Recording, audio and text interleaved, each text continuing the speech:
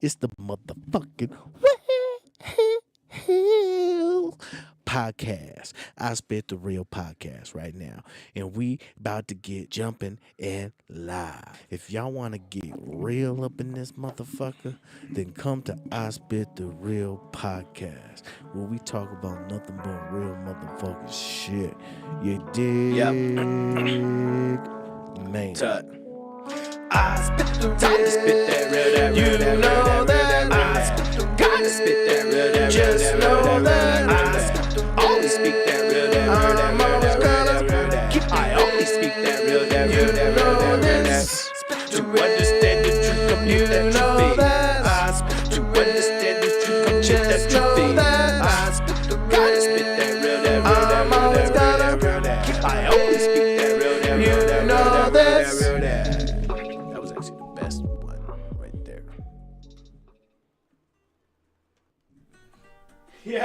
Yes. That was actually the best one. What is up, everybody? It is a Friday, and I am your boy to understand the truth. And I'm with my number one spitter, KAHSEEK, who's got some, what did he call it? Flamenco music. Actually, I need Chica, as she introduces herself, I need her to explain to me what flamenco is. Flamenco. Flamenco. I need to like get that flamingo, shit correct. But flamenco. Flamenco. Perfecto. Flamenco. Perfecto, amigo. Okay, here she is. All right, Chica, we're live on air, and TUTT wants you to give an introduction while explaining briefly what flamenco music is. This is a hot intro. Ew, yeah. Yo, we live. I spit the real. TUTT, KAHSEEK graphics, we here. And since we're starting off with a little culture, flamenco music, straight out of Spain, deep roots in Andalusian, Romani, and Moorish traditions. It's more than just sound. It's guitar, raw vocals, claps, stomps, dance, straight emotion. It's passion, struggle, and history wrapped into rhythm. A whole mood. Now, whether TUTT's got a reason for bringing it up, or we just talking music, I'm here for it. Let's go.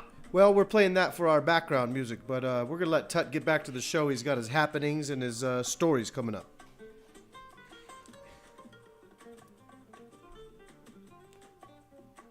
Alright, solid pick for background. Flamenco sets a tone.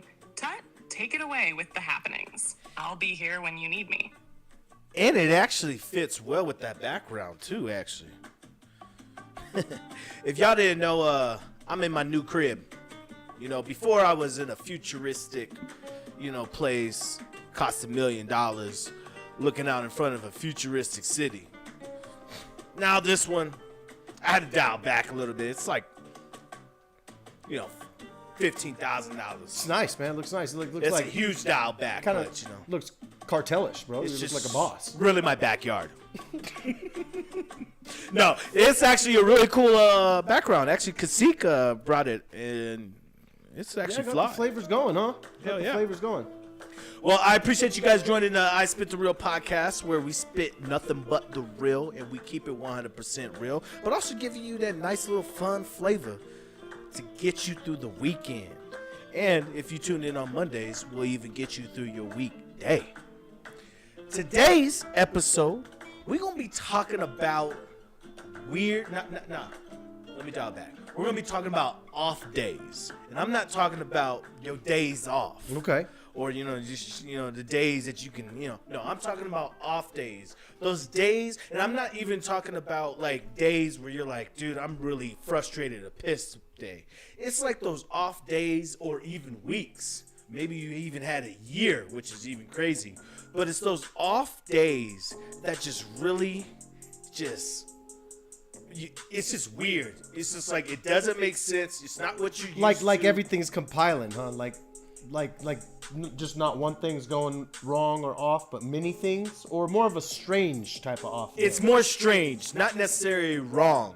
Because you've had the days where just everything seems to go wrong, right? Things just keep stacking up and stacking up. But you're talking more. Things are just it's just a weird off strange. I'll explain to you with my story. But first, we're gonna get into the happenings. I still don't have a theme song, but happenings. We're gonna keep it the same, 100%. All right, my first happening. Hold on, let me get to my notes. Got a little couple of notes. Okay. Now the first happening is. Actually, yeah, I got several. I want to make sure I start off with a good one. Oh, I like this theme song. Okay, first we're gonna start it off hot. We're gonna start it off with Elon Musk, bro.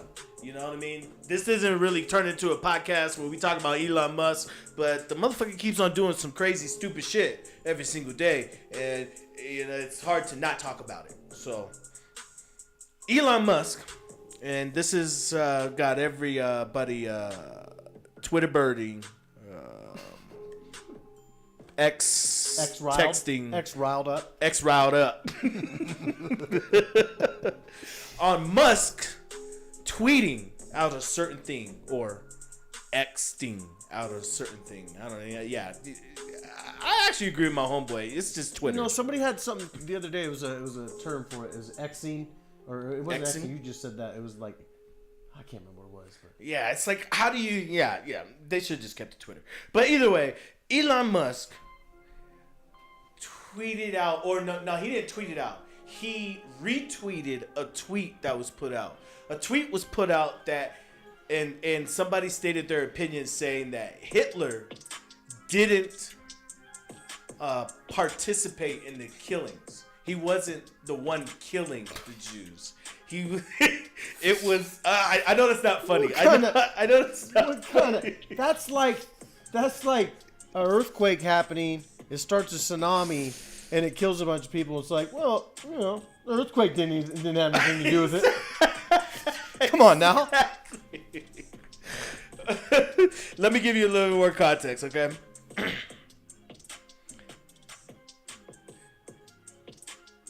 Oh yeah. So the tweet said Hitler didn't murder millions of people. Public sector employees did. He retweeted that. Damn. And then Because who put that? Some super conservative person put that, I'm guessing. That article, and I'm gonna start laying my sources. That was on the U.S. Today. That was an article off of U.S. Today, and it was what they were saying. It was deeply disturbing to them. But I found it quite interesting, is because we already had the slight, whether you want to talk about it or not, the slight little Nazi wave. Yo, I forgot. Did we talk about that on the show? Yeah, That was on the last show. I talked about this. I forgot if we were just talking about that or if that was the on episode show. with graphics. So wait, last show we were talking about graphics wasn't here for the when we were talking about the Nazi, or when we were talking about yeah. No, he wasn't. Yeah, he was here when we were talking about that. Wow. Man, I got all the conversations mixed up. Got the content though, but anyways, okay. Get in the zone. Okay, so I'm too in the zone. So yeah, he retweeted that, and then I think even afterwards, it was of course erased from his thing. But deal. it goes back kind of to what you mentioned in the last episode. You mentioned, okay, did he really do it, or is it just like a thing to just rile up the country and just really just send him on a wild goose chase kind of, or something like that? And this, even finding it more interesting, it's like, okay, come on, guy. Not only are we questioning whether you did the Nazi salute, now we're questioning. Hey, watch it. Watch it. I should be careful, shit. But not only that, but it's like now we're questioning why you're retweeting somebody's opinion. Well, yeah, that kind of reminds me of the story you were watching earlier tonight about Micah Parsons and just texting or what, Exton? He's Xting, I guess. He's Xting. And yeah, just all the drama, like every sports show was basically commenting on some repost or some like basically a conversation going on the Right. side off of a podcast. Right. And it was so like you picture that a side conversation off the side of a podcast was being talked about on multiple sports channels. The biggest sports channels. But that is because they're famous figures. But isn't They're it crazy? people That's well how known. that's how much socializing is going on. There's just so many areas. Like I'll click on a video or a post here or there on this app or that app, and you go into it, and there's hundreds of comments on a post, or there's just something off to the side on one channel, on one app, on one post, and there's just activity. We need there to be some activity on this channel. Well, back to the topic. That's what I get from that is just activity. If you guys don't believe in Nazi salutes and people retweeting Nazi opinions, please subscribe to I Spit the Real. Did you just shoot my message out of the sky and throw a pitch in, bro? What the hell? Bro just shot my. Let's keep moving. We'll catch it when we watch back. Playback. This is my second happening. Along with the talks of Elon Musk. Oh boy. Okay? More Musk. You have some stop oil protesters. They went into a Tesla store. This is in UK. So they went into a Tesla store and poured paint all over the robot. The Tesla robot. This show is pretty lit. I'm not gonna lie. We're talking every time we're on you. You got some sink stealing, some sort of crazy shit. So they're interesting freaking last stories. time there was a shootout at a Tesla station or something. All right.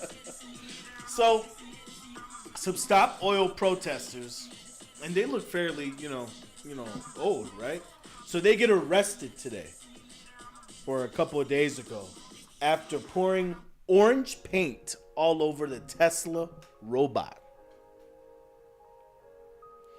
And not only that, afterwards, It's Chappie. That's basically Chappie. afterwards, they talked about how the UK government is profiting billions off of oil, and that if they don't change their ways in 2030. I don't think there was like a crazy threat, but they need to change their ways by 2030 or That's crazy. a long ass time. We're gonna give you 5 more years to fix things. It just keeps.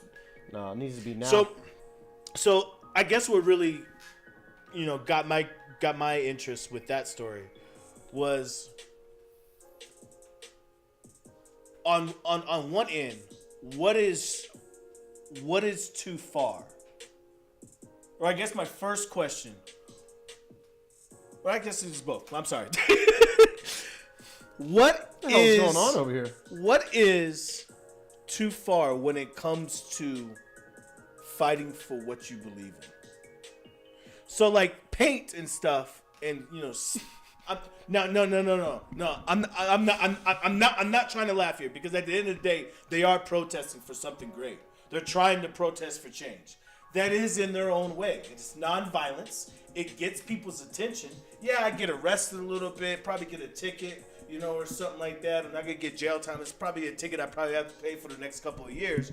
So forgive me if I'm being shallow. Are you sorry to interrupt? Are you saying that they poured the paint on the robot, and this is insane connection? It's in conjunction with the strikes that are going on about the oil industry in the UK. Same sort of thing.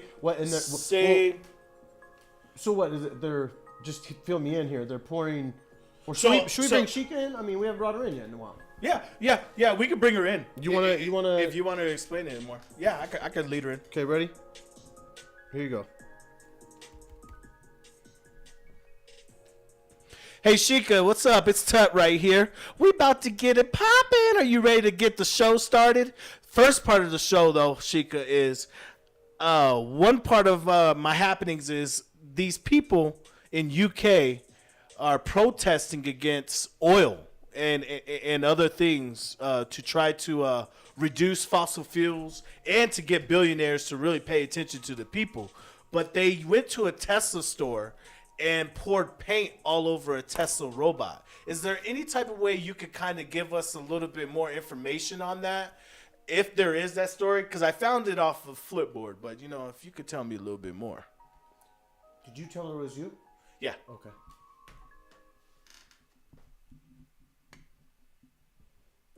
She's thinking. She's deep Here's diving. it. So you're saying some folks in the UK are protesting by pouring paint on a Tesla robot? Yeah, that's real. Activists from Just Stop Oil did that in London. They hit up a Tesla store, splashed orange paint on a robot named Optimus, and called out Elon Musk for not doing enough on climate change. They want the UK to stop burning fossil fuels by 2030. Yep. This isn't their first protest. Everything They've you done just similar said. things before. For example, they threw soup on a Van Gogh painting in the National Gallery. I remember that. So yeah, they're That was making not noise too to get far. attention on climate issues. How do you like Sheikah's upgrade? Oh, Sheikah is nice. It's actually more authentic and smooth, man. I like her. But yeah, man, that's a little crazy. So it goes back to my question, like, okay, throwing soup on a Van Gogh. I mean, does that do anything besides damage a really good painting? Yes, it can. I mean, messages can be sent through symbolism, Tesla robot. That's why people walk in the streets with signs and don't, burn down a Capitol building for multiple reasons. But there's power in words. That's why I was disagreeing once again with the NFL stuff. Somebody was saying, "Hey, they're just text. But I mean, words are words. They're powerful." Yes, they are. They can. Now, think of it like this, okay? And I think this is one of the reasons why Malcolm and Martin Luther King were pretty special. Was one was nonviolent, but it took years. I mean, no, I wouldn't say years, but it took a very long time at a slow rate. Whereas Malcolm, same fight, but brought a little bit more energy and kind of small violence. I wouldn't say crazy violence, but violence enough to really cause speed up the movement or cause heads to turns. And so it begs the question of if you know that your oppressor doesn't care, then at what point? At what level is too much? Or Well, I was just thinking there's a point, and that's what January 6th on the Capitol Right. with Trump. That's what that was about. So, right? People. It got to the point where they said politics is not doing it. The trick. We're all getting abused by the system. Basically the system is broken. We have to fix it. We're storming the Capitol. Yep. That's a revolution. Those are revolutionary things right there. Right. That's probably what a lot of the people felt that were storming the Capitol, right? They probably felt, Agreed. hey, we're part of a revolution right now. Except it failed, so to speak. Not only failed, people got injured. Yeah, and but there's a line when you have to set things straight if there's too much oppression. That's what's crazy about in other countries. Living in America is one thing. You think about these other countries. You got these dictators or somebody just we're talking wars, battles going on all the time in these small. Oh man. And these other countries, man, they're taking out their own opponent by any means necessary. It's crazy. So I think there's a line. Who decides that and when it happens? That's up to people. Shout out to Stop Oil for at least doing something. Even though, it's only a small needle, it's definitely a needle still moving. Moving forward with anything. So you just asked yourself, you just asked the question yourself and think about it. Think about that. Right. You were saying orange paint on a robot. What does that really do? But here we are talking about it. Here we are talking about it. That's definitely true. And the That's deeper definitely meaning true. behind the orange paint is change the way you're working with the world, essentially with the earth, because you're messing it up. You're messing it It's up. like even And if you're gonna mess it up, I might as well mess up your robot. But I don't get about You it. shouldn't care. If you're not going One to care robot. about our planet, that means you shouldn't care about me messing up your robot. I think you're missing the point. It's one robot. Yeah. But it's. What was I going to say? Oh man. Oh, it's funny because the opposite side, the side that doesn't want to do things to the maximum for the environmental side, right? It's almost like even if people are lying and scientists are lying about global warming, it's like, wouldn't you still want to do the best thing for the Earth? Right. Just very basic wise, right? It's like you want your home to be in good shape, right? You want it to be clean. You want like there to be food in the fridge. You want things to work properly. No, I don't want none of those. Don't you want to treat the Earth the same way? That's just simple sense to me. Not even 2 cents. This is 1 cent. We dropping a lot of cents up in here. We gonna continue on with this, all right? So now we're gonna come off the Musk, all right? Why you gotta put it like that, bro? Damn. So I don't know too much about. You brought it. You sent the article earlier about the American Airlines plane that got on fire, right? That was out here in Denver, right? Yeah. So one of the things that I came across an article that was stating this one particular thing when the plane was on the ground and people were trying to escape, or I guess the plane was already on the ground. When people were trying to escape the plane, they were grabbing all their belongings in their luggages. Huh? I hope they were trying to escape, but it was on the ground. But go ahead. Yeah. Go ahead. But they were grabbing their luggage and leaving, and trying to escape. And that's like a big safety hazard, of course. What, trying to grab your luggage? Yes, while in an emergency. Let me tell you something. If there's a plane on fire and I'm in it, I'm getting as far away from that. I'm not grabbing my stuff. Bro, what you got in your bag? Bro, What do you got in your bag? I mean, You gotta stay on the plane and be like, where's my bag? He got his bag. Oh, look, she's got her bag. I need to go back for my bag. I got a fish in there from Pike Market. I got it. Like, what did you brought a fish back from Seattle? I did bring a fish back from Yeah, Seattle. I guess it might be cooked pretty good. I mean, it'll be cooked pretty good, but it won't be worth it. It's not worth it. You eat it right there on the spot. I'd rather travel back to Seattle, spend the money to travel back to Seattle, than try to save it from a burning You're really plane. taking a few steps past. I mean, it's a burning plane. It's not like, okay, there's a few things you want to get away from when they're burning, like as fast as possible. Burning plane, pretty much most things. It seems like half of this plane didn't know, and not even the stewardess. Kinda- Some of the stewardess tried to grab their luggage. What? Is this for real? Did you read what? Okay. We need to bring Sheiks in on this. Hold on. Yeah, I'm just going to go ahead and ask her, all right? Come on, man. I'll be finding Yo, these Sheikah, this is KAHSEEK. Tut just brought up a story about a plane going down in Denver, Colorado, and passengers were grabbing their luggage. The plane was on fire. I think it happened today, actually. And passengers were going for their luggage before they departed the burning plane. And I think he said, is it stewardesses? That's not the right word. The flight attendants. The flight attendants were going for their luggage as well. So can you tell me, you don't have to explain the whole story to us, and unless you want, but what I'm really asking is basically, can you tell me why the people were going after their luggage? Sorry, I didn't mean to do that. Put my hand up. I was just going to mess her prompt up. Just don't let it happen again. Yo, KAHSEEK. So, passengers grabbing their luggage during a plane fire. That's a big safety no-no. Aviation experts say it slows evacuations and can lead to more injuries or worse. When there's a fire, leaving bags behind is crucial to get everyone out fast. Carrying luggage can block exits and waste precious time. Yeah, this is... So even if it's tempting, leaving your stuff behind is Oh, the it's because safest of the move. safety stuff.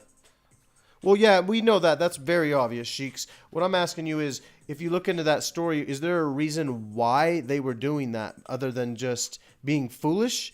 Because, there's many accidents in aviation when the plane's grounded. But you don't hear of that very often. I'm wondering if you got anything special on that part of the story. Just dumbasses. Yeah, right? Yeah, that's. But KAHSEEK, I hear you. Passengers grabbing their luggage during a plane fire is rare. In this Denver incident, some passengers tried to take their carry-ons while evacuating.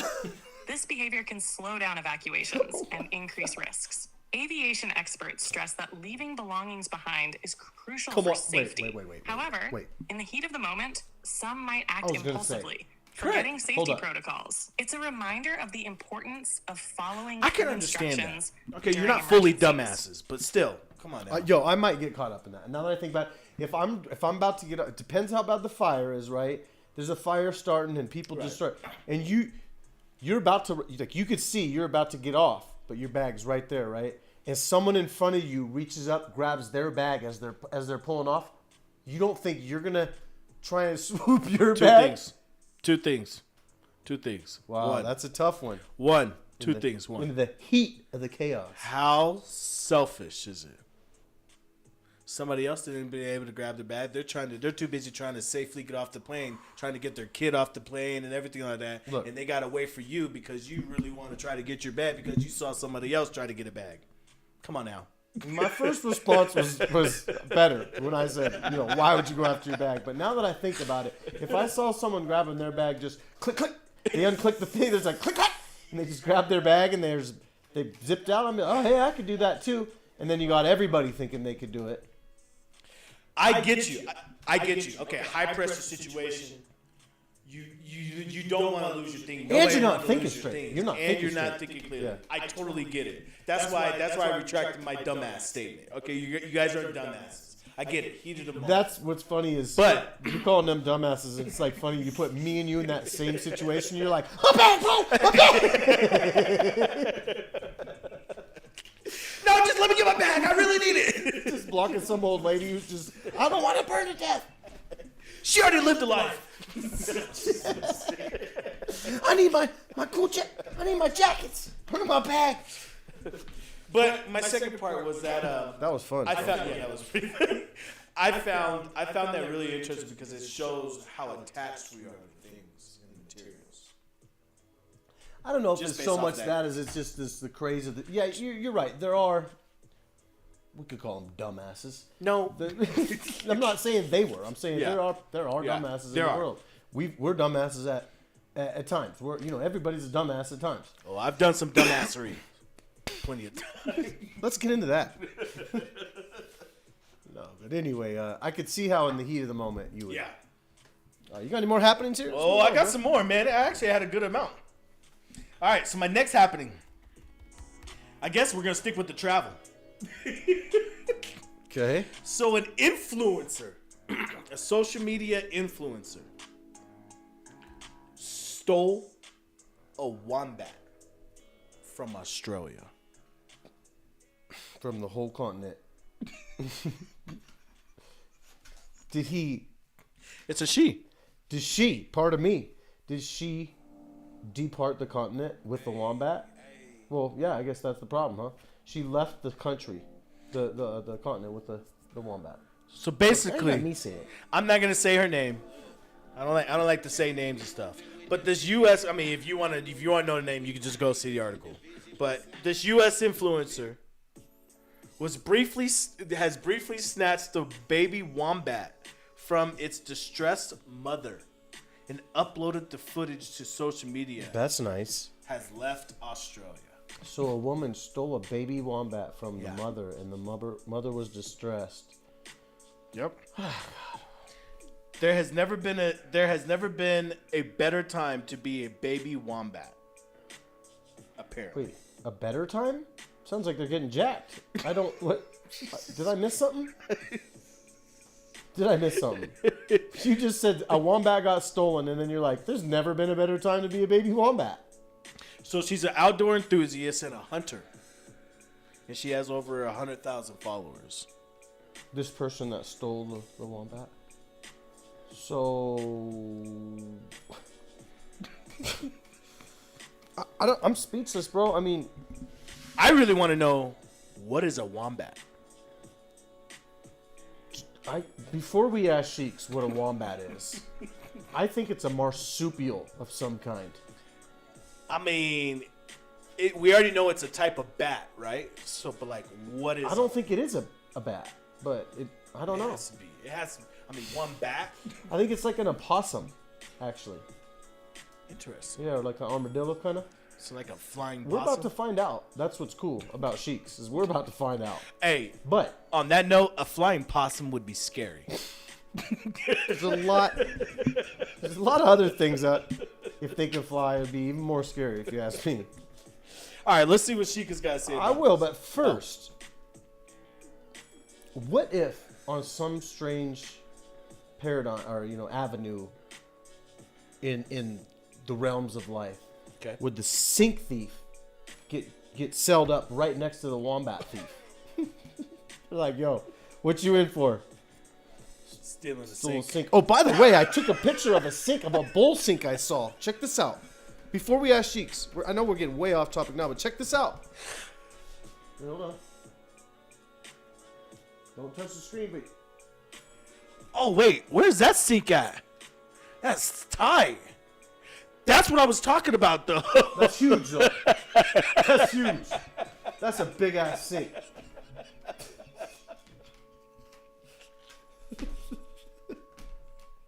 Anyway, wombat. Back to wombats. Man, you can wash a wombat in that sink. That's pretty good. I think that's the hardest you made me laugh on this show yet, bro. You can wash a wombat in that sink. All right, you ready? All right. You ready? Yeah. Oh yeah. You don't even know what a wombat is. You ready to move on? He's scrubbing him down a sink. He's scrubbing him down a bowl sinks. He doesn't even know what it is. Let's go. All right, Sheiks. You know how this show goes. We're going from here and we're going to there. Here we have another topic brought up by TUTT. He said that a wombat was stolen. Yeah, he said a wombat was stolen. So, sorry, I just got thrown off there for a second. He said a wombat was stolen, so we need you to explain exactly what a wombat is. I guessed it was a marsupial, and TUTT thinks it's a bat of some kind. You want to school us? Tut's gonna win this one. Come on, I gotta win something.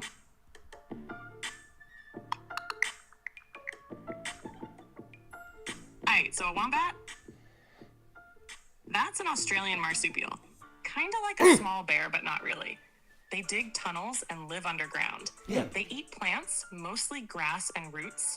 They're about the size of a medium dog, with short legs and a thick body. You're faithful. They got a backward-facing pouch, so when they dig, they don't fill it with dirt. They're mostly active at night. And yeah, they poop in cubes. Weird, right? That's wombats for you. What? Damn. Wait, why does she have to give that weird ass fact? They I poop mean, in that's- cubes? That's a pretty prominent point. Now, wait. I need to ask her a question. Oh, you ready? Oh yeah. All right, tell her who it is. Y'all ain't gonna be ready for this one. Tell her. Hey yo, Sheikah, it's Tut. I need to ask you a quick question. Can I have a wombat as a pet? He's not even going to give any references. He's just... Yeah, Tuck.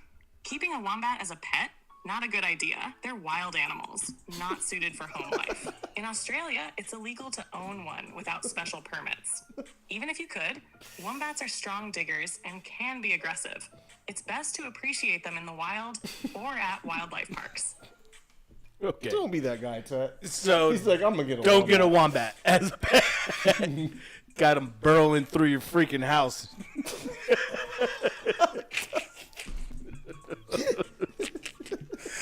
All right. My last happening. And I think this is a nice one because it kind of leads into my true thought, kind of. But my last happening is Steph Curry. Another great one. The baby assassin. Is that what they call him? I think there's another word in there, but I'm going to go with baby assassin for right now. I know it's baby and assassin in it, okay? But he has reached a crazy milestone. So I think earlier in the years he had already surpassed the leaders, James Harden, who's number 2 behind Steph Curry now, of 3-point shots, points, right? 3-point shot points. Points made off of 3-point shots, field goals. Okay. Steph Curry has shot over 4,000 points of 3-point shots. That's if I did the math correctly. If I did the math correctly, that's 1,000. I think it said 1,333 threes. Yeah, I could see that. So he reached 4,000. No other player in history. You know, it sounds has like 4,000 ever- is a big number. It does, but it doesn't sound like that much, actually. The second place, the person behind Steph Curry, is James Harden. Do you want to know how much he's at? Why not? He's 800 under Steph Curry. 800 points. Under Steph Curry. Well, they're talking about when Curry hits 39, 40 years old, he will hit 5,000 points. You're not gonna like in my 3-point shots. That's not points all time. That's just in 3-point shots. I know that's amazing, but you're not going to like my reaction. I would think it'd be more like around 10, 20,000. Are you insane? In general, just like 4,000. It's like... The Celtics are trying to reach that. The Celtics, the way they're shooting right now, they're trying to reach that right now. You know what? It just doesn't feel... Yeah, I saw that last. It just doesn't feel like that. I think if you want to make it impressive, make 3-pointers worth 10 points from now on, and make ones versus 5, and then the score is going to get up to like 648 to 732. Basketball started in the 50s. American basketball. Way before that. No, I'm not talking about the invention of basketball. I'm talking about the league. Oh yeah, the league was what, 20s, 30s? I'd guess somewhere more around there. 20s and 30s, right? Yeah. So you're talking about... I don't know. You're talking about basketball being around for, let's say, 60 years. Wait, what? 60 years? Do you just want the truth instead of you're just guessing wild-ass numbers? Yeah. 60 years? Give me the truth. Yo, Sheiks, this Should be at is 100. KAHSEEK. Tut's got a question for you. He's wondering how long the NBA has been around, how long the basketball league has been around. Yeah.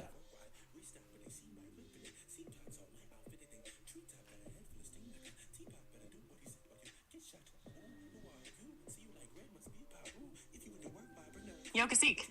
The NBA has been around since June 6, 1946. Oh, wow. That's when it was first founded as the Basketball Association of America, BAA. Then in 1949, the BAA merged with the National Basketball League, NBL.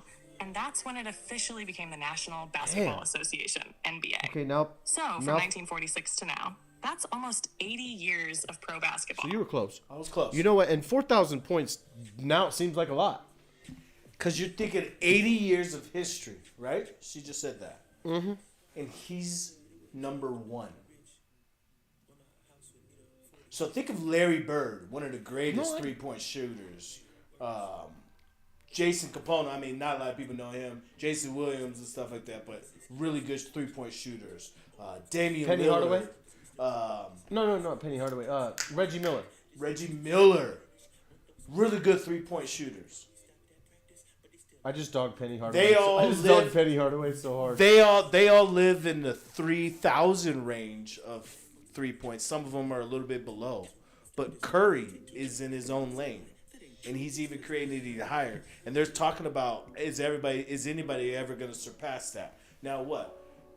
Records are meant to be broken, right? Somebody's going to surpass somebody's it in the gonna next surpass few it. years. I mean, is somebody going to surpass Usain Bolt? Yeah, eventually. It's the way things work. That would be crazy. Usain Bolt is fast. That's the... Yeah. But there was some dudes not that far behind him. Justin Gatlin wasn't too far. And I'm just saying, relatively speaking, there's going to be somebody that's going to be ahead of him. Right. But yeah, those are the happenings, people. I know they're a little long, but those You are got my me drawn in, bro. You got me drawn in. Yeah. really good happenings. All right, so now we're gonna jump into the true thought.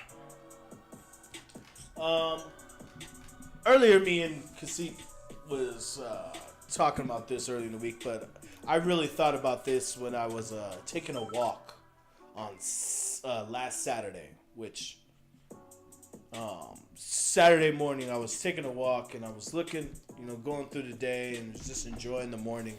And I was looking at the sun and stuff, and then later on I was going around, I was looking at the mountains, and I was just thinking to myself, man, it's like, man, we as human beings, we kind of take life for granted. Not even kind of. Like, we take life for granted. Like, heavily. Because I was just looking at that beauty, and I'm like, what more can I ask for? You know what I mean? I mean, yeah, I could ask for some more. Like, legit, I could ask for some more. But when staring at the beauty, I'm like, I really don't need nothing.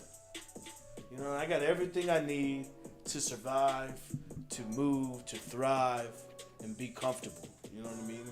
That's just kind of perma-branded in me. I don't even have to think about it. It's just, I'm always knowing that. Sometimes if I want, I can bring it to the forefront of my mind, but it's just always riding there. I guess that's something about getting a little bit older is certain things start to just settle in. But you don't think about that earlier on, right? You probably just started thinking about that. No. Well. Not so I would say recently. Like past. No, that's something I got pretty far back. Yeah. Huh. It took me a minute, because there's sometimes you could forget. You could be going and flowing through life, and you really just lose sight. Forget the beauty. And forget the beauty. But it's always there. Yeah, it's like in the story. It's like. Oh, sorry. What'd you say? No, I was just saying the world spins 24/7. That's right. That's the exact same things related to what I was just saying. The story, the Peaceful Warrior, A Peaceful Warrior, or The Peaceful Warrior. It's still a little shoddy. It's in that story. At a certain point, a wise man asks the younger guy. He says, what do you see out there? What do you see around you? They're at the park. And the young guy says, I don't see anything. I see nothing. And the old guy's like, there's always something happening. Yeah. There's never, the way he said, I think, was there's never, what he said, there's never nothing happening. Or there's never not nothing. Something, he said it in a special way. And then the young guy started looking carefully. You see, all of a sudden there's a dog catching a frisbee, and he heard the sounds and saw the movement. And then there was a couple sitting on a picnic blanket, and he saw them, liking each other. And then, you see what I'm saying? Yeah. So exactly what you said. The world's spinning 24/7 every second. There's always. That reminds me, one last thing. I was watching something, and it was basically just another story, right? Can't remember if it was a movie or show, documentary, but I was thinking, most of the stuff this might sound like a dumb thought, but most of the stuff that happens to us is not televised, is not recorded, is not put on, not posted about. If you think about people that go skiing, they're skiing so much of the time where nobody's filming them. Just talking about your average people that ski, millions of people that ski every day. They're just, the moment they have skiing through the trees, it's like, it's what movies are made out of, but that's never going to be made a movie. I don't know. It's almost like what type of epic adventures are not being recorded. I think you asked that a couple days that. ago. Of like you were watching a movie and you thought to yourself, like, what adventures? Oh, you was watching that boat movie where the dudes were documenting trying to be like the Vikings. Maybe that'll be and you asked what did you ask specifically? You said what can you imagine how many adventures there are that untold? Right. That haven't been told. But what if you could change that?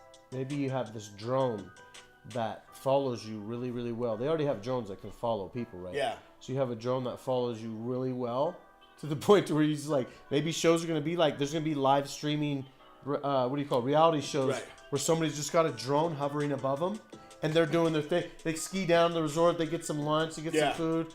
They're talking to some people, and the whole time they can Does it dole out the content?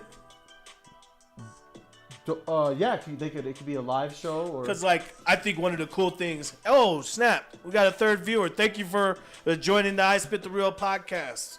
Please stay and follow and listen. We're talking about currently right now our true thought. We're currently in the true thought right now. But we're talking about how we take life for granted. So definitely stay tuned. I was talking about drones following people on a new reality show. But on that note, does that dole out the content? And if it does dole out the content, does it? It's probably graphics. Yep, it is mostly graphics. if it does dole out the content, like one of the cool things about this podcast is I don't ever tell you the news or the happenings of stuff, you know, and I get a kind of a really good reaction from you, you know, or something like that. Whereas if you have a drone following you all the time, you're not really getting authentic reactions because you already know the camera's on you 24/7. You know what I mean? Yeah, I see what you're saying. But yeah. But you, What's up, graphics? Imagine if you had your own personal drone like a ghost from Destiny following you around. Oh, yeah. Hey, we should definitely have... Hey, speaking of Destiny and the ghosts, definitely want one of those. That'd be tight. This guy, you just got this guy sidetracked. Bro, it's me. I'm the third viewer. you are definitely the third viewer. Shit's hilarious. But yeah, anyways. That's hilarious, bro. You're just like, hey, third viewer, huh? Welcome to the show, huh? Stick around and... It's graphic. Hey, I'm ready. All right, so anyways. I'm just... That is definitely the true thought. And now we're going to move on to even... the realest. You've been rolling, bro. You've been rolling from the start. Oh, yeah, we're rolling. So now we're about to get into the real talk. We're about to get into some real talk. And the real talk... Excuse me. I'm going to first lead it off like this, okay? I had the most strangest, weirdest week. Okay? Monday, my phone didn't reset to daylight savings time, and I was late to work. Okay? I woke up, all the clocks were definitely different from what my phone was saying, and it didn't make sense. I had to restart my phone to realize, oh, my phone was wrong the whole time. But the alarm went off and everything, okay? I get to work. We get trucks back to back. If you guys didn't know, I work at a wine distribution company, blah, blah, blah. So, get trucks back to back, okay? That's kind of normal, especially if it's like a really busy. But the fact that each truck, as soon as we were done unloading the trucks, pretty much we were unloading trucks from 9 to about 1 o'clock. Okay. That's about 82 pallets. That's the most we've ever pulled off a truck, ever. Even more weird, okay? Continue on. All right, later in the week. Oh, not only that same Monday I get off even late. So then I don't have no energy to record. I'm supposed to record a podcast on a Monday. Didn't have no energy to record. Didn't even have the mindset to record. It was just such an off day. When you've been consistent. When I've been consistent, right. When I've been consistent. Okay. I hope this gets weird. It gets off. Okay. Tuesday and Wednesday, just having some health issues and stuff. Couldn't really do shit. Right? Just random. Right? Okay. I'm trying to stay focused. I'm trying to, get things right. Okay. Thursday comes around, you right? All right, it kind of goes back, fizzles back to normal, and then Thursday comes around. I'm about to have a good day, and the next you know, coworkers like, oh, dude, I really need to open in the morning. You know what I mean? So do you mind? I gotta handle some business and stuff. I was like, you know what? I can't. For the situation that it was, I couldn't really deny it. So I was like, you know what, man? I'll switch it around. So instead of me coming home and relaxing and getting really prepared for the show, and I got very little time. That's why the show started pretty late today. It's because now I didn't get off until 7. But I had to switch it off. And it was just a really off week to where it's like it really just didn't make sense to me at all.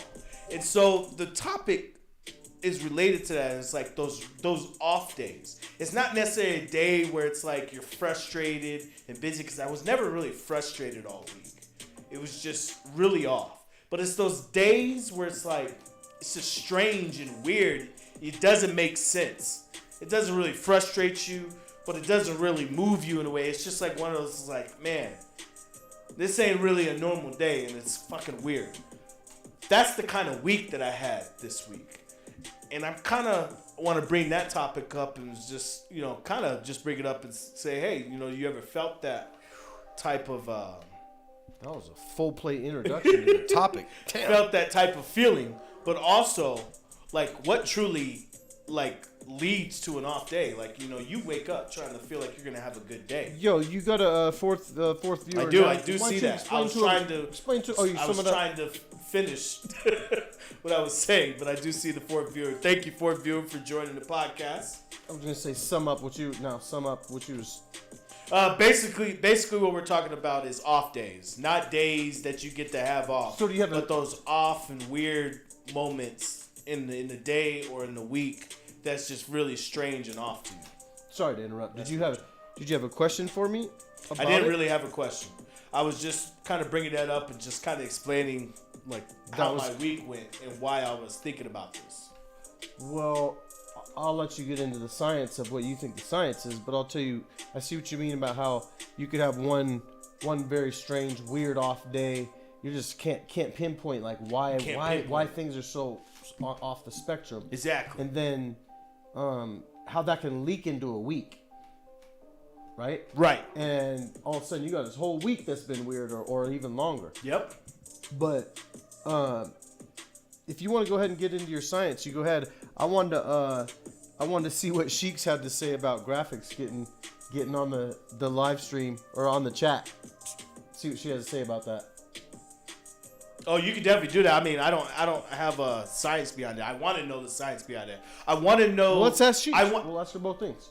I really want to know if there's really a correlation, you know, like to what leads, if there's anything that, you know, like signs that you could tell that a weird week is about to happen or a strange. Okay, now you're asking a lot. But I'm sure you know Sheiks will always has something. All right, you ready? Got something. All right, here we go. Hey, thank you guys for joining the I Spit the Real podcast. Please subscribe, like, follow, and share. Thank you for joining. Come on, Sheiks. Can I bring up Sheiks now? I was about to, but you interrupted. I'm sorry. Yo, Sheik, so we got two topics plug. now. By the way, this is KAHSEEK. TUTT is... Oh, yeah. Topic number one is Graphics just hopped on the chat, and we got a fourth viewer, so you can give a shout-out to Graphics and the fourth viewer. And let me just add, Graphics finally got on the chat. And then the last point I have is TUTT's main topic of the evening is... now I'm going to forget it. It's basically why people have these strange days, why they have these why they have these very weird days, and why it's he's wondering if there's any signs maybe somebody can look for, maybe the moon cycle, or maybe the stars are shifting in a certain way. He's just wondering out there in the world and life, what might be connected to people just having these very strange off days where things are always on one side of the spectrum or the other, and it's just strange happenings going on for a day, maybe even a week. You're welcome. And don't interrupt me when I'm prompting. It makes it so... There's like certain words... Hey, Graphics finally made it in the chat. That plugged in. About time. Shout out to Graphics and our fourth viewer. Y'all locked in for a wild one. Now, Tutt's question about people having strange off days, that's deep. People swear by things like moon cycles, astrology, energy shifts, or just bad luck stacking up all at once. So what could be causing it? The moon and tides theory. The moon affects ocean tides, and since humans are mostly water, some believe it can mess with mood, energy, and behavior. Full moons have been linked to higher hospital visits, more crime, and weird sleep patterns, circadian rhythms, and weather changes. Some weird days might just be your internal clock fighting against shifts in weather, pressure, or daylight exposure. Ever feel drained on cloudy days or extra alert when a storm's coming? That's real. Mass energy and collective vibes. When a lot of people feel off at the same time, it could be a collective thing, like a domino effect. one person's bad day spills onto the next. Mercury retrograde, if you into that. Astrology people swear by this. They say when Mercury is in retrograde, communication, technology, and plans all go sideways. Even if you don't believe in it, enough people do, that it could psychologically influence behavior. Random chaos theory.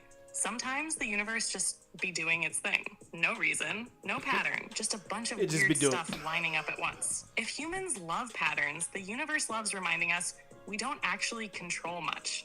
So, Tut, you ever had one of those weird days where everything just felt off? Well, And if so, what do you think was behind it? so that's what I was asking earlier. What's the science behind it? I almost didn't want to ask the moon thing to just see what she thought about it in general. We can ask one more deep question, but I was thinking on that. Hold on, just looking back what she said. I mean, there was Go like ahead, a go lunar ahead. eclipse a couple of days ago. Oh yeah, that's what I was just gonna say. Is the moon is that full could have right been about a now, thing, isn't it? I mean, what kind of led up to that was like that Sunday. I was just working really, really hard on trying to get these videos out, and chopping shit up. I love how you're bringing the real right now.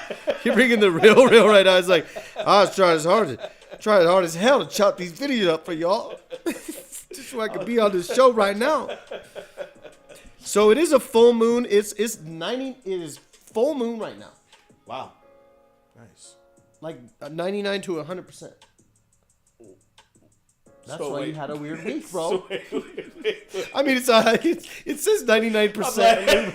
I'm like a full moon, but it's 99%. Bro. I mean, full is full, right? Bro, do I look like the guy from the Cosmo show, bro? Oh man, This after the show's over, I'm about to hop. I'm gonna check this moon out with the telescope, though. nice, hell yeah. All right, well, yeah. That's a short topic.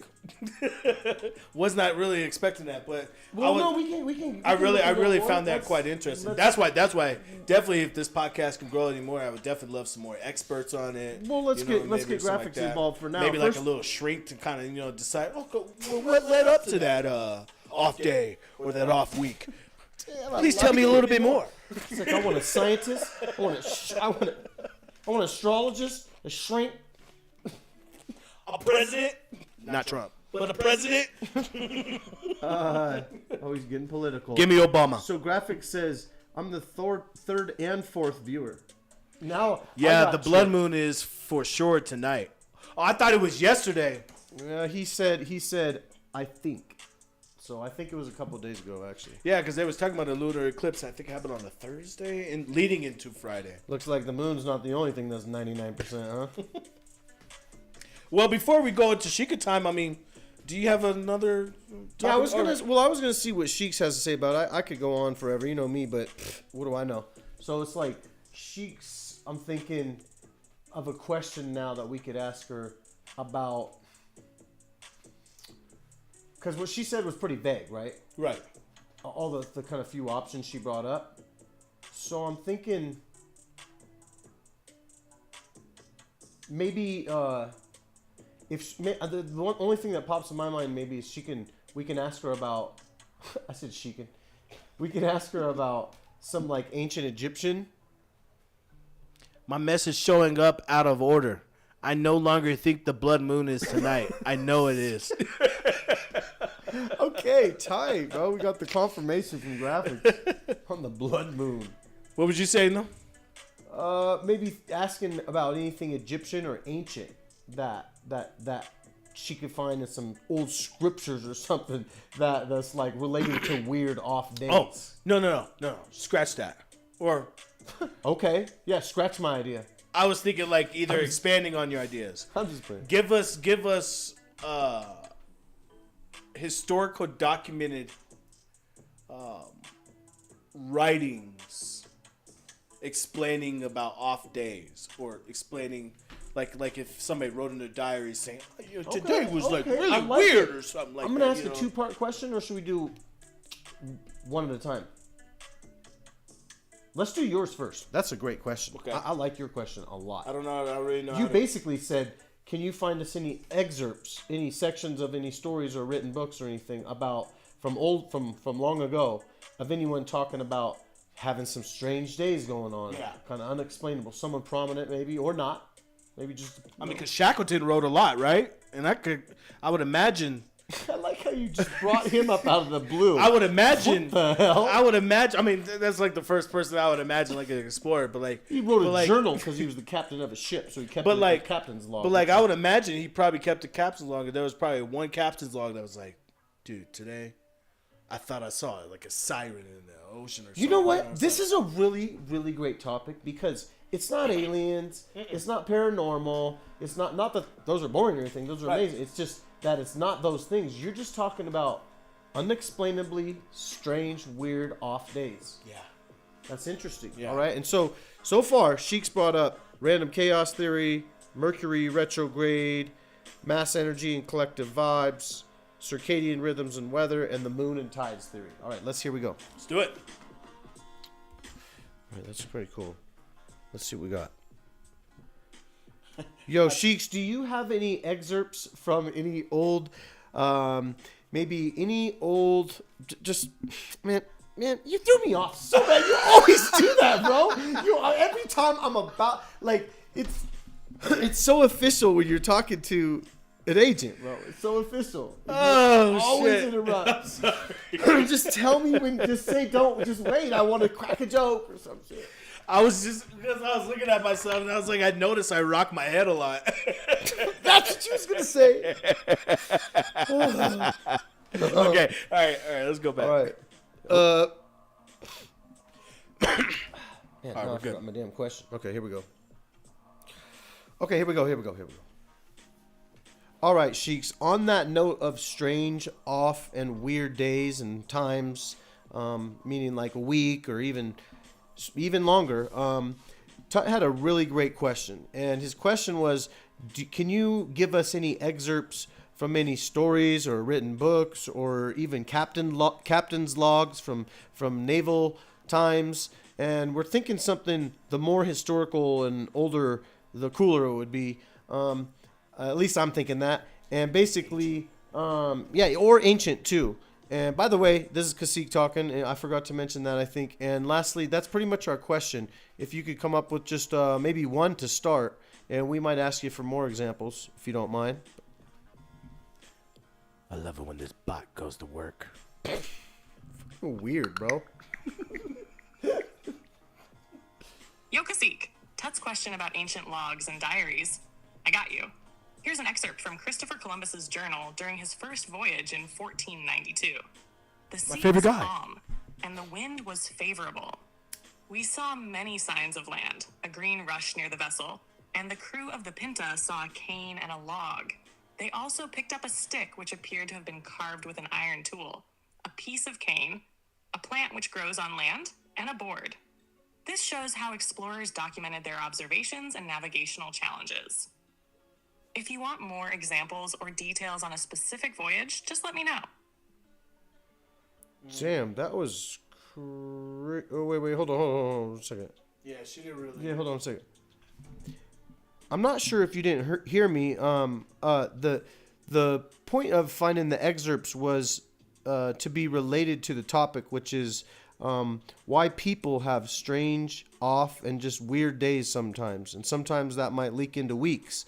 But the question is, can you find any excerpts from any stories, like you just did? That was actually a really cool example. But just can you make it related to the main topic, please? Recalibrating. Like to keep my manners. Hey, KAHSEEK, so you want more on those strange off days? Here's an excerpt from Lithobolia, or The Stone-Throwing Devil, by Richard Chamberlain, published in 1698. It's about mysterious stone-throwing incidents in New Hampshire in 1682. The book describes, during the summer months, hundreds of stones rained down on a certain tavern. Nobody witnessed anyone throwing the stones. This suggests unexplained events that puzzled people back then. Yeah, I'm a little puzzled right now. What the hell? That's crazy. My first thought was some sort of volcano far off, but obviously you'd know if there's a volcano. Right. I mean, you would feel that volcano erupt. It's just some stones, though. That's interesting. Let's see if she can give us one more. I thought you'd never ask. That was cool. Yo, Sheiks, that was an absolutely excellent example. Let's do another one of your choosing. We really like that last one, but go ahead and let's do one more. No, I do not want to experience stones falling or throwing. Yeah, you're in the tavern drinking beer. Hey, KAHSEEK. Here's another one for you. In the diary of Samuel Pepys, dated September 3rd, 1666, Pepys writes, I did this day see a great fire in the city, and did see the fire grow and grow, and did burn down the houses, and the fire was so great that it did burn the houses down. This entry describes the Great Fire of London, a massive event that consumed large parts of the city. Pepys's first-hand account gives insight into the chaos and destruction, showing how such unexpected events can profoundly impact daily life. I think she's still a little off on the... Well, I mean, That's a weird ass day, right? but that reminds me of like the Boulder fire, right? You know what I mean? It was crazy windy and somehow the Boulder fire. Remember when the power lines fell and That wasn't the fire Boulder spread? fire. That was the you mean the one that happened over like in the plains east of the... They kind of call it the Boulder fire. I think it's called the Boulder fire. I know it's not like fully Boulder. But You know, it's we're like, talking about the one that happened a couple of years ago Yeah. and all the Yeah. houses were... yeah, exactly. That was a It's- weird off day. Yeah. I mean, it felt weird and off. I guess they're all kind of in the same category. Mm-hmm. Well, I guess we're just rambling now on weird ass shit, on weird ass days. All right, cool. That's the real topic. I wish we can get a little bit more into it, but Do you want one more? don't worry. You want one more? I'll ask her to make it, no. Tell her to give us one that's really funny. Give us a real account that's Are really you sure? All right, fine. I want to laugh.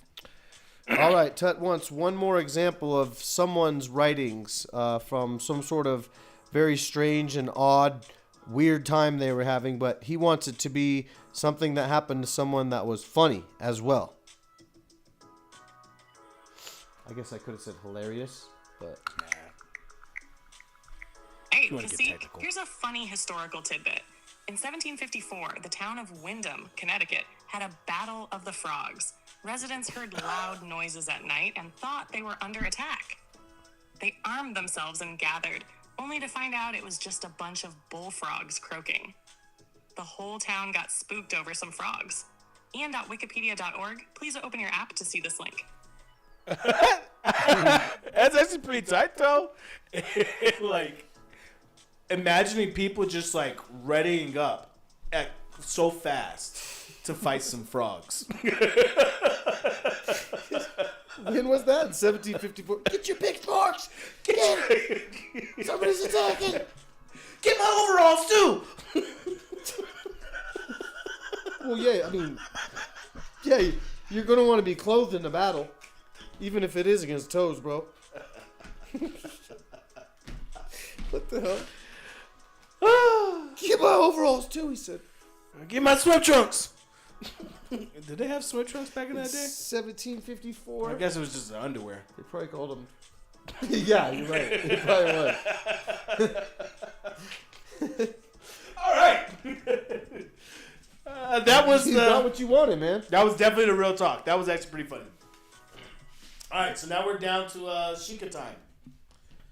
I don't really have anything What? ready for XICCA time. You That gotta was the stop only coming up thing. with empty slots here, man. Oh, it, like I told you, the weird week has given me a weird. All right, use the weirdness. Harness the weirdness. Come up with. Well, something. I did harness the weirdness by creating everything else. I just didn't really create the XICCA time. All It's right, been let's weird, see. all right. Let's see.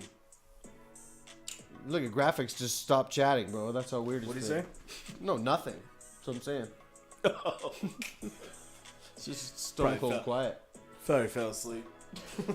after his long nap.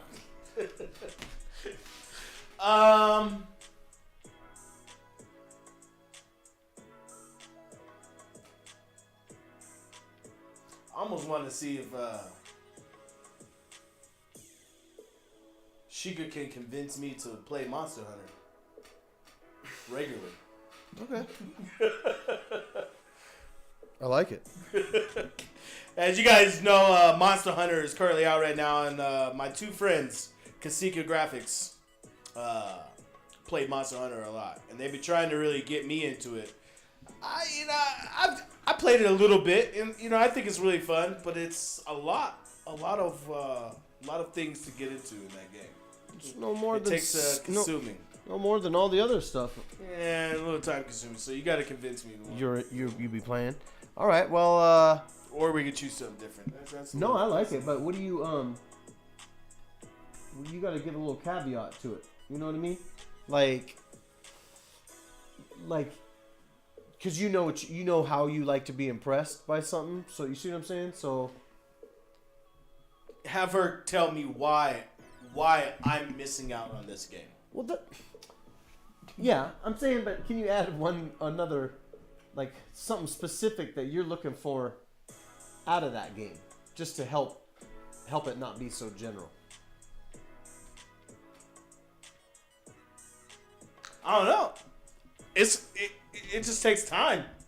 Like, I'd rather play Prince of Persia before I play Monster Hunter. Okay, there you go. That'll work. That'll work. Here we go. Because Prince of Persia is fun. I got it. You ready? Because here it goes. All right. Sheiks, this is KAHSEEK again, and the question right now for is for TUTT. Well, I mean, TUTT's asking it basically. He wants to be convinced by you. I guess it's not really a question, but TUTT wants you to tell him why he should play Monster Hunter Wilds. Why he should play that compared to Prince of Persia, because that's the game he's playing right now, and he wants you to convince him. And yeah, so that's the challenge for you right now. Let's see if she can convince the shit out of me. Let's see if she can. Hey, Tut, let's break this down. You're on Prince of Persia right now, and that's solid. Fluid movement, tight combat, puzzle elements. But Monster Hunter Wilds? That's a whole different beast. Let me convince you real quick why you should play Monster Hunter Wilds over Prince of Persia. The world feels alive. We're talking a true ecosystem. Monsters hunt each other, storms roll in dynamically, the environment reacts to everything. You don't just play the world, you survive in it. Hunting feels like a war, not just combat. Every hunt is a high-stakes battle against creatures that feel like real animals. You track them, learn their behavior, use the world against them. It's not just hack and slash, it's strategy, combat depth that keeps you coming back. Weapons in Monster Hunter Wilds aren't just tools, they're a whole playstyle. Every weapon feels entirely different, and once you master one, you can still pick up another and get a completely new experience. Gear progression that matters. You're not just leveling up, you're earning your strength by carving monsters, forging gear, and choosing upgrades that fit your playstyle. Answered. You become the hunter. Co-op that feels like a war party. Rolling in with a squad to take down a monster that's 10 times your size?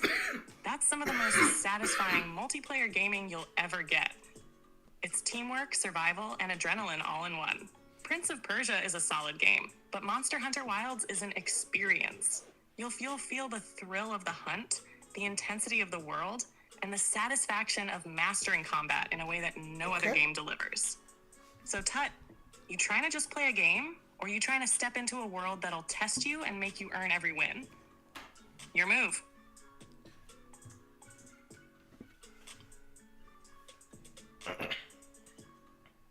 Wait. Before we talk to her, I just want you to know, Graphics said, bro, you shouldn't play Monster Hunter. Bro, you shouldn't play It Monster means it is too complicated for you, dog. You know what? No. I'm not going to let you win by challenging me, okay? And my ego's going to get intact, and I'm going to be like, no, I'm going to prove you wrong. I'm going to like it. Oh, I think he's being honest. I know what you're trying to go for, all right? I think he's being honest, but you want to bring Sheiks up? Here we go. Tell her who it is. Now, Sheikah, it's Tut talking right now. Now, I'll let you know currently right now, Prince of Persia is actually a really challenging game. So if I switch to Monster Hunter, how different of a challenge? Now, I get it. One's a platform game and one's an open world game. I totally get it. But give me on the scale of like level of the difficulty. If I like the level of difficulty of Prince of Persia, What makes you think that I would like Monster Hunter? Wilds. Wilds. Yeah. I said it. Graphic says no. I mean it. Hey, Tut, fair question. Prince of Persia got that tight skill-based challenge with timing, movement, and combat precision. So let's compare. Show how Monster Hunter Wilds challenge hits different precision versus patience. Pop is about quick reflexes and platforming mastery. Monster Hunter Wilds, it's about reading your prey, tracking them, and knowing when to strike. It's a mental and strategic challenge, not just a reflex one. You ain't the apex predator. Unlike Pop, you don't start off powerful. Every monster is stronger, faster, and smarter than you. You gotta learn their patterns, use the environment, and adapt. Mistakes? They cost you. Combat ain't just button mashing. If you like challenge, you'll love how deep Monster Hunter's combat gets. Weapons have different attack speeds, weight, and recovery times. You can't just dodge and spam attacks. You gotta commit to every move. The environment is part of the fight. In PoP, your challenge is platforming and puzzles. In MH Wilds, it's the world itself. Monsters use the terrain against you. Storms can mess up your hunt, and you gotta fight smarter, not harder. Mastery is earned, not given. Like Pop, you will fail. A lot, but when you finally take down a beast that destroyed you before, that win hits different. Bottom line, if you like skill-based combat with real stakes, Monster Hunter Wilds gives you that, but in a way that feels like you earned every victory, every weapon upgrade, every hunt. So, Tut, what kind of challenge you looking for? One where the world bends to you, or one where you gotta fight to earn your place in it? Okay. She actually inched me a little bit closer. I got one more question. Damn, really? I got one more question. I'll just say I think all that was spot on for sure, but also it's literally making every other game out there right now seem like it's not even a game because it's so much better than every game. That's the talk about it for people who know what's up with games. That's a super biased opinion. It's just the truth, bro. But yeah, let me ask you one more question. All right. You're on. Okay, Sheikah, it is Tut. One more question, and this is the final question. That last answer you gave me, you're actually inching me a little bit closer to Monster Hunter. I actually really like that, and I actually am kind of really excited for those type of challenges. But I got one more question, okay? Because let's just be real. It's a two-part question. For one, if I was to choose a weapon that is realistic, if monsters were real life, what weapon should I choose to make it feel like it's a real life scenario where I'm really trying to take out this monster? And part two, knowing my personality and the rapport that we have built on this podcast, what weapon do you think I should choose? Great wild questions, bro. Damn. Hey, Tut, I like how you're thinking now. You want the most realistic weapon if monsters were real? And then you want the Tut-approved weapon? Of course you asked that. Let's go. Part one. The most realistic monster hunting weapon. If we're talking real-life practicality, the best weapon isn't some oversized fantasy sword. It's a gotta gun. be something humans could actually wield against a massive creature and win. So here's my pick. The bowgun or heavy bowgun, long-range survival. Why? Because you ain't getting close to a 50-foot monster unless you got a death wish. This is the closest thing to real-life hunting. Sniping weak points, laying traps, and staying mobile. You wouldn't take a sword to fight a bear. You'd take a high-powered rifle. That's the bowgun in Monster Hunter. Alternative realistic choice? The lance. If you had to go melee, the lance and shield would be the only way to actually block and poke at a massive beast without instantly getting wrecked. Part two, That's Tut's interesting. signature weapon based on personality. Hey, now we talking you. Hey. Tut, based on everything I've seen from you on this podcast, you want a weapon that's got power, personality, and lets you talk your talk while you fight. Your weapon? The switch axe. Why? It's a hybrid weapon, meaning you can switch I'm between using. a fast, agile axe and a brutal, heavy-hitting sword mode. That's duality, just like how you switch between deep convos and straight-up roasting on this show. The combos are flashy. This ain't just some plain greatsword, it's got style. You get to charge up and unleash massive explosions. Leave her up. Which fits your energy. Building up, getting hyped, and then dropping absolute devastation. Alternative TUTT weapon, the charge blade. If you want even more depth and style, this one lets you store energy, build power, then unload ridiculous attacks. Basically a thinking man's destruction tool. Final call? Most realistic weapon, bowgun or lance. TUTT's perfect weapon. Switch axe or charge blade if you want to go big brain. So TUTT, you feeling the switch axe energy, or you got a different vibe in mind? Hey, Chica. Sorry, I muted her. I was just gonna say, I know Graphics would say, I think that first option, what he would say is too complicated for you. You should use something more simple. But you, go ahead. Chica, it's so funny that you mentioned the switch axe, because that is the weapon that the game chose me, and it's the weapon that I kind of like. And I know a lot of people don't like the switch axe, but me and you are on the same wavelength. Now, that second one that you mentioned, I might have to consider too. I don't remember that weapon, and I can't remember what you said. But I really like your picks, and those realistic weapons make a hell of a lot of sense.